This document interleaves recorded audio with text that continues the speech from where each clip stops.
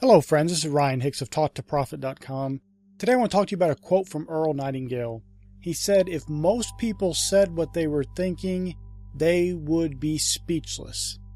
This wasn't to imply that people are dumb or unintelligent, but that people aren't thinking. They just presume that because there's mental activity going on that they're actually thinking and being thoughtful about things, and they're not. One of the things that I try to encourage people to do is think. Think about why you do certain things. Think about why you react a certain way. Think about why you think doing something is going to bring about good results or why it won't bring good results. Because many people are not actually thinking, but they are emotionally reacting. And they're doing things they've been programmed to do from early childhood. They don't even realize they're just reacting and not actually thinking. Many times they'll tell themselves, I'm going to think about this, but really all it is finding a justification for something they were already going to do or not do. It is justifying that emotional reaction to something and not actually thinking about the situation and what's best for you, your family, your community in general. Too often people are not actually thinking.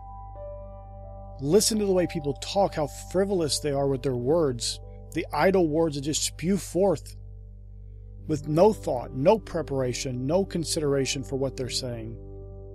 Talk about how they're sick to death of things, how they can't remember anything, how they'll never lose that last 5 pounds, how they'll never get to be millionaires. Some people are just made, all these things that they talk about themselves, speak about themselves, and then wonder why things don't get better. My friends, confession is made unto salvation. When you're speaking those words, you're speaking damnation. When you're speaking those negative words, those emotional words, those words that many times are just in humor, but your subconscious mind doesn't have a sense of humor. It takes those words as commands and brings about the script in your mind, the programming, the coding internally in your operating system, so to speak, to bring about those results that you are saying. So you say you can't remember things. Sure enough, you can't remember things, and you continue to get worse and worse in your memory. You'll blame age, you'll blame heredity, you'll blame genetics, you'll blame all kinds of things except for your speech, except for your fact that you are not thinking. You just react. You just speak forth without thinking. You just have idle words without any thought and preparation before speaking them. I want to encourage you today to think. Really sit down and think. And do this 10, 20 minutes a day. Not talking about a long time, but 10 or 20 minutes a day. Just write down thoughts, ideas you have for business, things that maybe could be done differently, something you should do, a book you might think about reading, an idea you might consider pondering more.